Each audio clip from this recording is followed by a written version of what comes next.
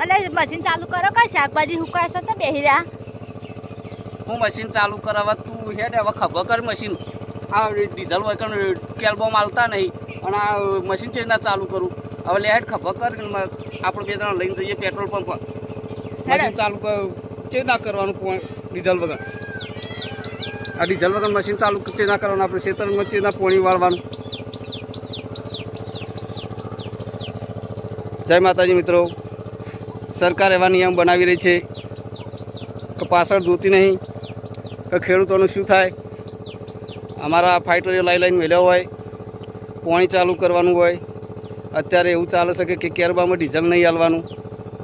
તો સરકાર નિયમ બનાવે એની ના નહીં મિત્રો સરકારને નિયમ બનાવવાનો જરૂર હશે પણ થોડું સોચી વિચારીને ખેડૂતો સામી નજર રાખીને જો કાયદા બનાવતા હોય તો સારું અત્યારે અમારે સત્તા મશીન સત્તા પોણીએ અત્યારે અમારા ખેતર સુકાય શાકભાજી સુકાય તો મિત્રો હું એટલું જ કહું છું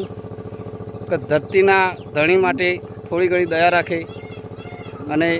આ ખેડૂતને થોડી સહાય મળે ખેડૂતોને રાહત મળે એવી રીતના સરકાર ફેસલો કરે અને નિયમ બનાવે સૌથી મોટી ખેડૂતોને અસર પડે છે સરકારના નિયમની તો મિત્રો કદાચ વિડીયો સારો બન્યો હોય તમને ગમે હોય અને મારા જેવો પ્રોબ્લેમ